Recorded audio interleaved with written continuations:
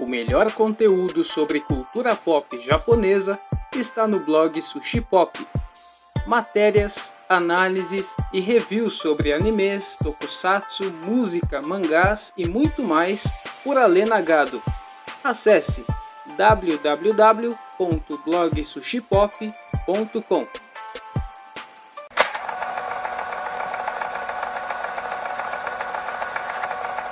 Então, pessoal, o tema hoje para falar sobre o Lion Man.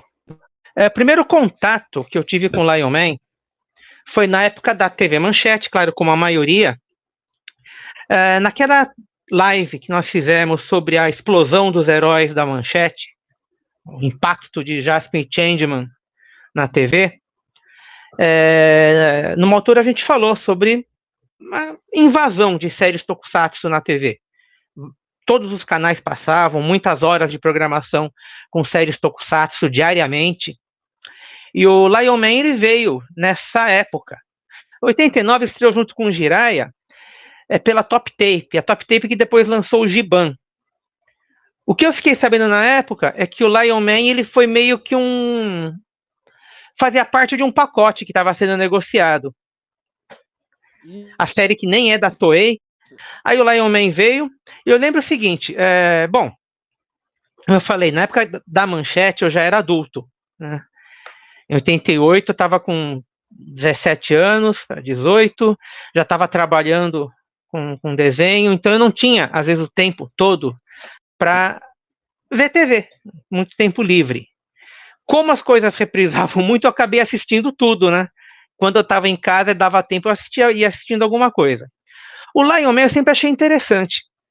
E é uma coisa engraçada, muita gente, assim, da minha geração, que eu conversava, não conseguia ver esse material da Manchete, né? Não tinha aquela conexão. E o Lion Man, o que eu ouvia muita gente falar? Ah, é muito mal feito, parece um leão de pelúcia, samurai de pelúcia. Só que eu prestava atenção na história, né? Eu sou da geração dos anos 70. Então, a história vem em primeiro lugar.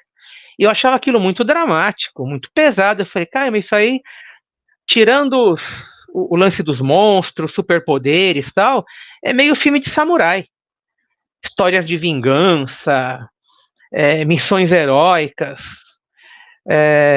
Eu achava aquilo muito diferente. Na época eu não sabia. Por exemplo, que era uma série antiga, era uma série dos anos 70. Eu imaginava, isso aqui tem muita cara de produção dos anos 70, pelo tipo de acabamento, até o tipo de história. A TV japonesa nos anos 70 era absurdamente violenta, tanto nos animes quanto as séries tokusatsu. Era uma sanguinolência que a própria TV japonesa se regulou. Olha, passamos dos limites várias vezes, né? E nas escolas debatiam isso aí, né? Muitos pais eram contra, porque realmente, sendo sincero, algumas coisas passavam do limite, né?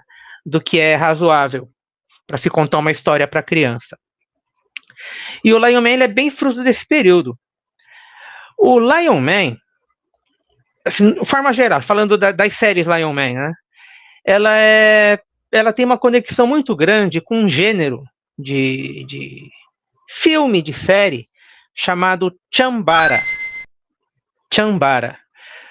Chambara seriam filmes com luta de espada. O Chambara, ele é uma palavra criada a partir de junção de onomatopeias, do chan-chan e barabara. Chan-chan seria barulho de espadas batendo, e o barabara seria o corte, né? Um corte fere o inimigo mortalmente, o segundo corte ele cai morto já. E é uma coisa muito comum em duelos de espada, né? O som das espadas batendo e aí 2 cortes para liquidar o adversário. O filme Chambara, ele faz parte da tradição do cinema japonês. Dos anos 20, nos anos 20, já havia o público japonês já ia para o cinema querendo ver duelos de espada, duelos de samurais, duelos de espadachins. né? Nos anos 20, anos 30, esses filmes foram ficando populares, né? Então toda aquela ambientação, com aqueles cortes de cabelo característicos, né, de rabo de cavalo, alguns cortavam careca essa parte aqui, né, de cima. Era a época por exemplo, período Edo, que foi a época dos samurais, né? Na Segunda Guerra Mundial, o cinema Chambara ele foi restrito, porque na época de guerra, o que o governo queria eram histórias otimistas, histórias que enchessem de ânimo, de coragem, né? As histórias, o cinema Chambara, ele tinha histórias heróicas, óbvio, mas tudo era muito dramático. Era comum que o herói morresse no final, que fosse uma história trágica, né? Dramas trágicos, né? Tragédias em cinema de época. Aliás, se alguém depois quiser pesquisar, o filme de época é o Jidaigeki. São as histórias de época, ambientadas no período, geralmente no período feudal, que foi a época dos samurais, né? O Chambara, geralmente eles grafam CHANBARA, Chambara. É um subgênero, uma subdivisão do Jidaigeki, do cinema, né, cinema de época. Então o Chambara foi um gênero que prosperou nos 20, 30.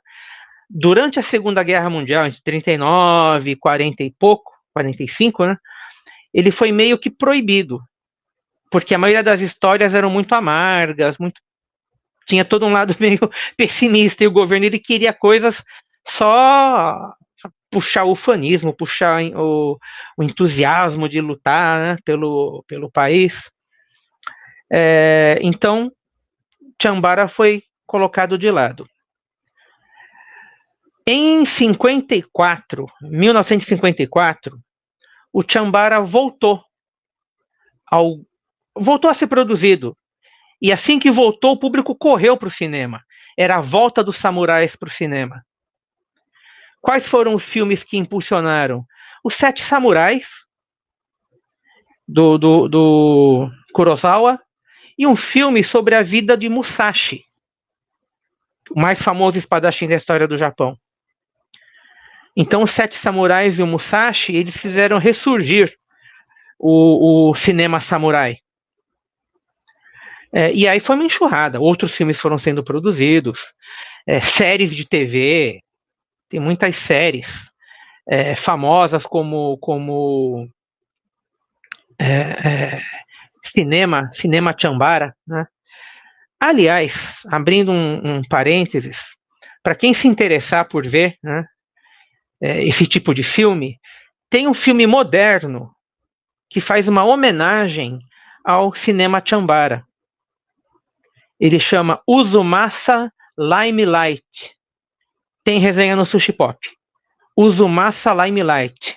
Tem as luzes, né, de Uzumasa, que era um local onde tem um parque cinematográfico. Esse filme ele conta a história meio romanceada de um personagem que era especializado em cenas de morte, cenas de duelo em que ele morria.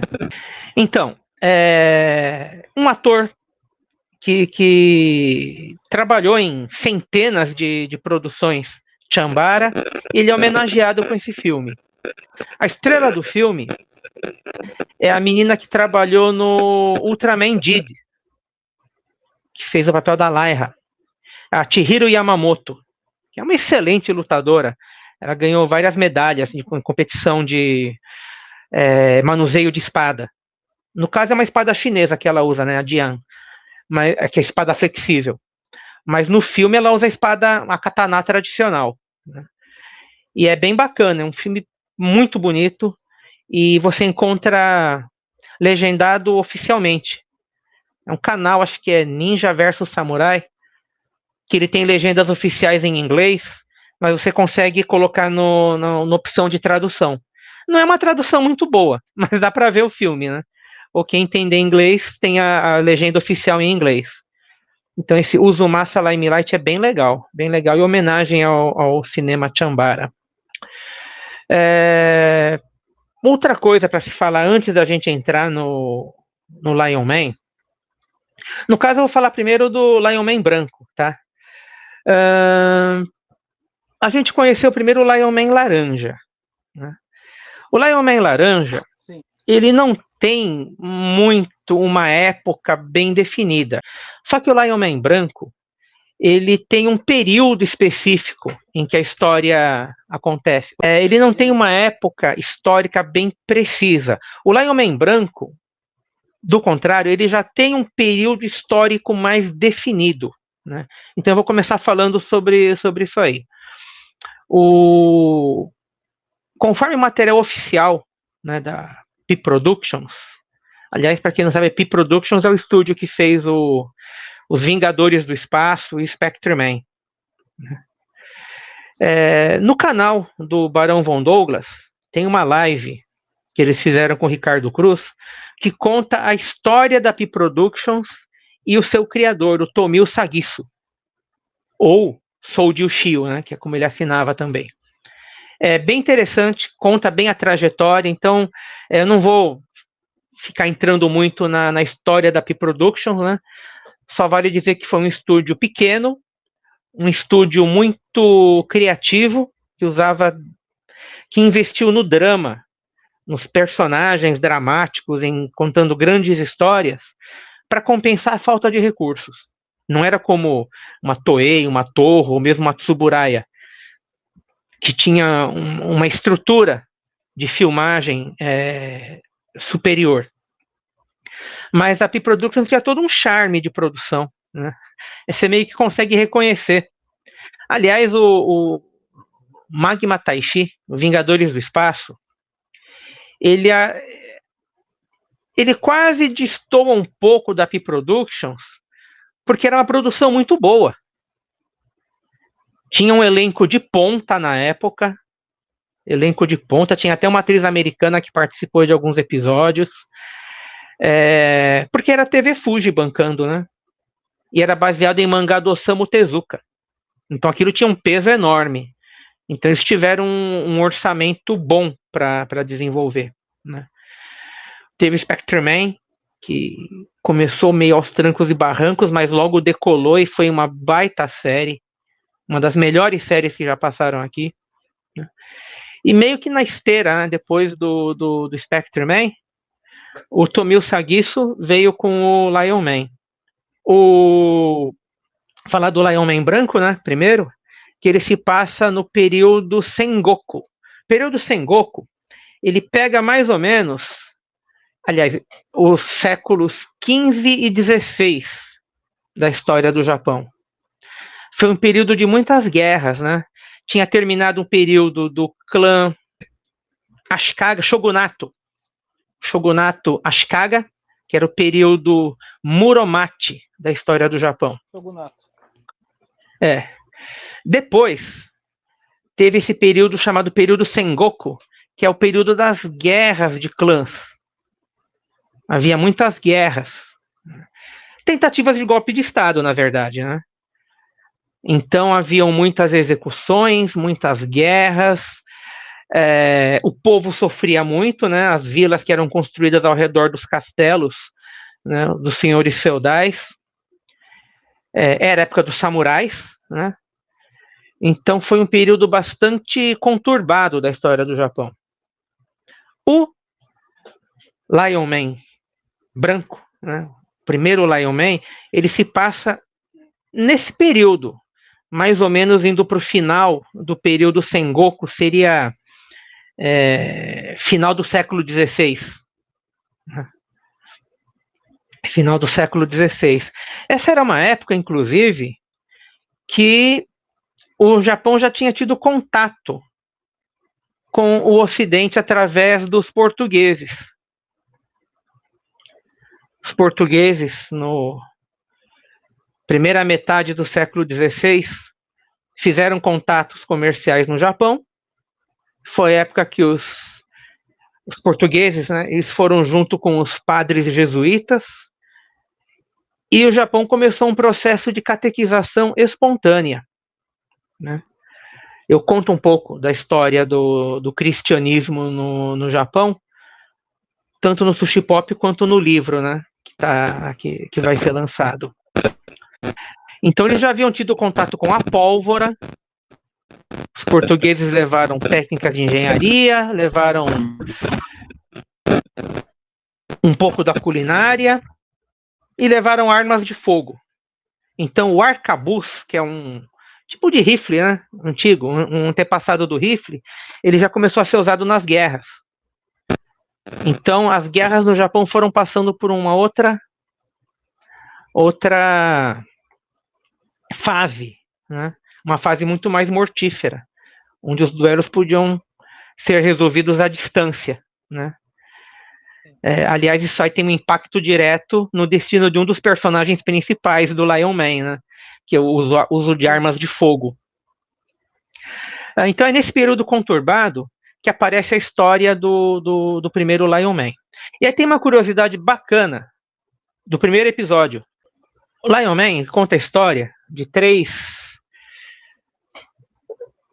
seriam irmãos adotivos, mais ou menos, que foram criados por um velho mestre, que é o Shishimaru, a Saori e o Kosuke. Eles não são irmãos de verdade, mas eles se tratam como irmãos. Apesar da tradução da série, às vezes, fazer o Kosuke chamar o Shimaru de tio Shimaru, né? Mas isso aí eu considero mais um acidente de percurso. Até porque ele foi dublado depois do Laranja, então acabou pegando alguns cacoetes.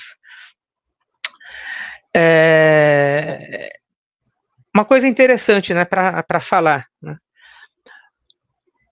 Shishimaru, aliás, virou Shimaru no Brasil por causa da sonoridade, né? Por causa do cacófato. Então, mas a origem é Shishimaru. E uma coisa interessante, xixi, né? É leão. Aí vem a pergunta: existem leões no Japão? Não. Da onde vem o contato da onde vem o imaginário japonês sobre leões? De contato com lendas chinesas. Tem estátuas de leão. Desde muito antes, eles sabem dos leões. O Japão feudal até já conhecia o termo shishi, leão, só que mais no sentido de um ser mitológico, por causa dos contatos com a cultura chinesa. Assim como tinha o Ryu, dragão, Shishi, o leão. Em Okinawa ficaram famosas as estátuas de leões como divindades protetoras. E era visto praticamente como um ser mitológico. Assim como tigres, né? No caso, também como quase um animal mitológico. Então, eles não haviam visto leões, obviamente, mas eles sabiam da existência de leões. Só que no imaginário era meio como uma coisa meio mitológica, né? Um animal sagrado, uma fera, como um dragão, né? Uma fera misteriosa, né? Então tem essa referência, né? O Shishimaru. Importante a diferença do nome. O Lion Man branco é o Shishimaru. O laranja é o Danshimaru. Os nomes são ligeiramente diferentes. O Shishimaru, Saori e o Kosuke, eles não têm sobrenome. Não é que não pensaram em criar. Eles não têm sobrenome por um motivo. Até o século XIX, plebeu, pessoas do povo não tinham sobrenome. Sobrenome era coisa para os nobres. Então as famílias de samurais, as famílias de pessoas do governo, eles tinham, porque eles tinham um patrimônio, então eles passavam o sobrenome de geração para geração. Os plebeus não. Sim. Eles só tinham um nome. O período Meiji, da restauração, Aí começou a um movimento para que todos tivessem sobrenome, né? E aí tem uma professora que estava contando uma vez de que geralmente monges eram encarregados de percorrer vilas e nomear famílias. Então, muitas famílias o referencial é geográfico, como Hayashi, bosque. A família Sim. Hayashi provavelmente foi nomeada porque ficava próxima de um bosque, a casa lá. Só que muitas pessoas não queriam ter sobrenome. Aí no século XIX mesmo, foi baixada uma lei para que todos deveriam ter sobrenome. Então as famílias foram se organizando, há sobrenomes repetidos no Japão, por causa do referencial geográfico, que não tem relação nenhuma entre si, né? E tem aquelas famílias que são sabidamente de ascendência nobre, porque vem desde o período feudal esse sobrenome. Sim. Então é uma coisa interessante. São vários detalhezinhos que a gente vai pegando, né? Tinha o mestre dos três, que era o Kashin Koji. Kashin Koji. Então, nome, sim. O Kashin Koji, ele é uma figura mítica da história do Japão. Ele aparece em várias narrativas. Eu falo de uma figura mítica porque não tem comprovação histórica de que ele existiu. Quem que era o Kashin Koji? Um mágico. Ele é referido como um mágico, como um feiticeiro, às vezes como um ninja com poderes mágicos. Ele teria feito mágicas, né? Olha. Truques, mágicas e tal, na corte de alguns senhores feudais, de nobres, de imperadores não, de shoguns, né? De shoguns. Então é uma figura mítica. Ele aparece em várias narrativas, tal, né? Mas é uma figura controversa. Né? Tá. Há quem diga que ele foi baseado num cara que existiu mesmo, mas ele é colocado, às vezes, como personagem literário, folclórico, uma figura mítica, que não há comprovação, ele está muito mais envolto em mitos do que, né?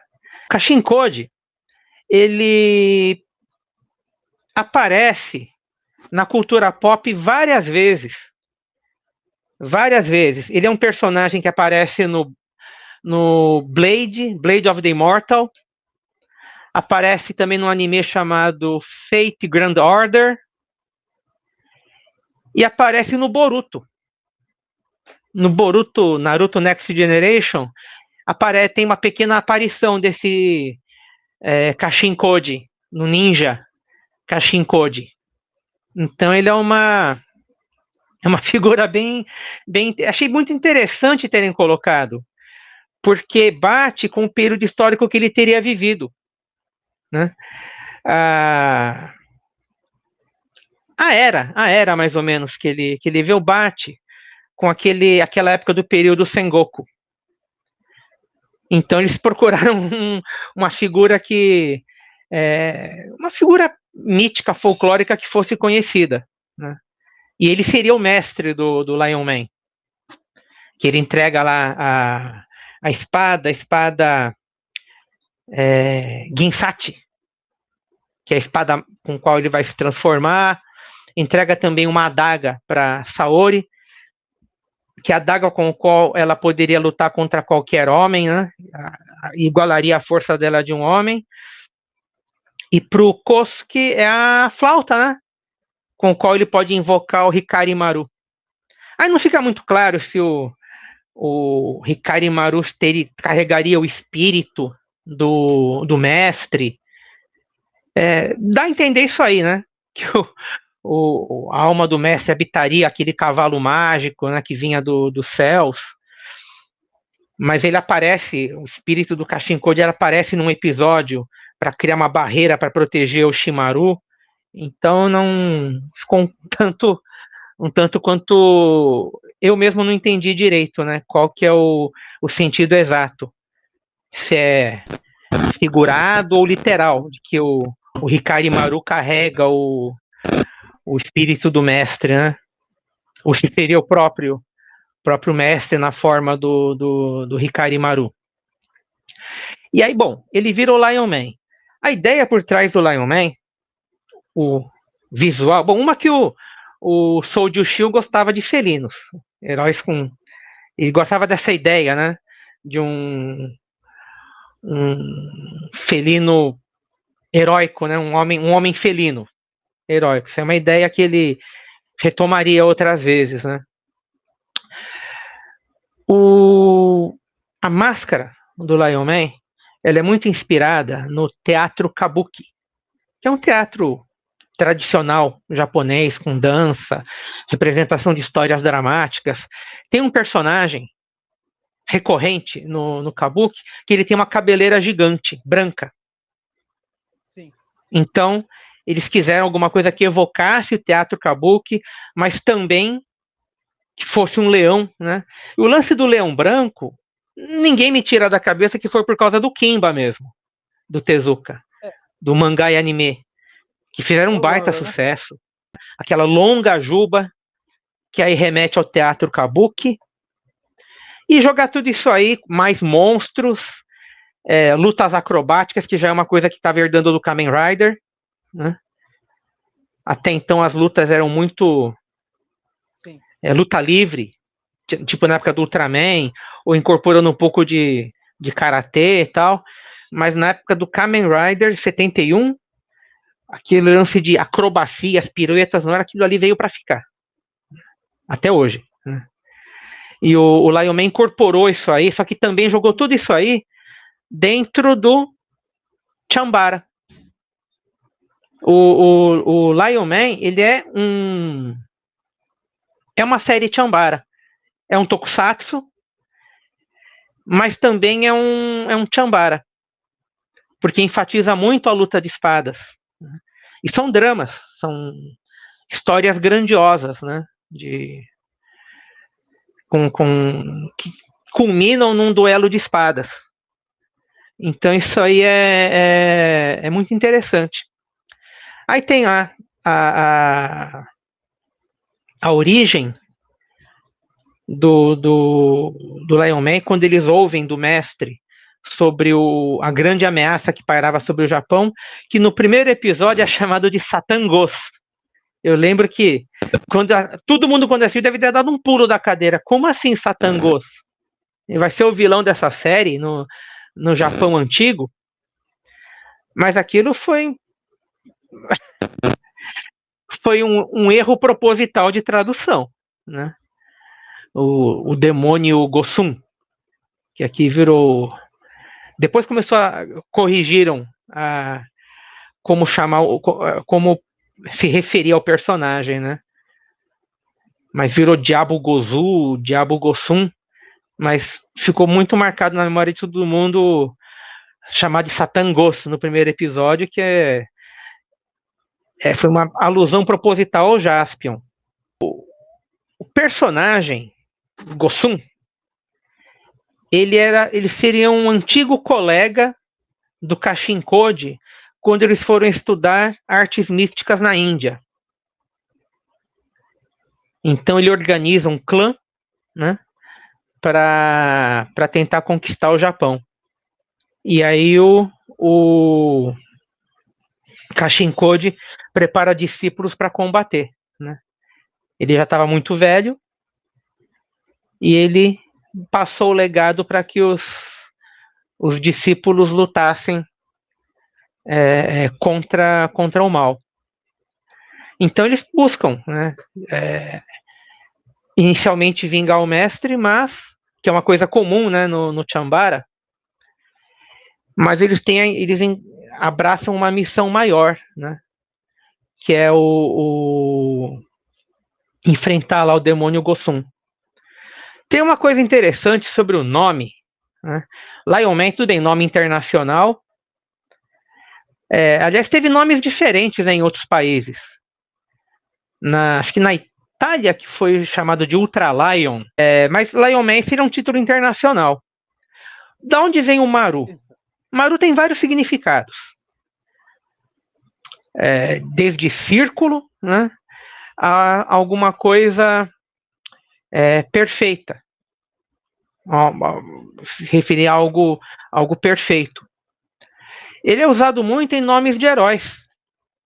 Heróis históricos, né? Tem muitos heróis históricos que têm o Maru como sufixo. Maru também foi usado muito para batizar navios. Aliás, tem o Kasatomaru, que foi o navio que trouxe os primeiros imigrantes japoneses. Mas no caso do Lion Man, o nome original de Lion Maru, o Maru seria um sufixo acrescentado ao nome para dar um ar heróico. Né? O Maru seria algo perfeito, no sentido de grandioso. Né? É nesse sentido que o sufixo Maru era usado. Né? Então, como ele é um herói de tempos antigos, aí fazia todo sentido acrescentar o Maru. Né? Raion Maru.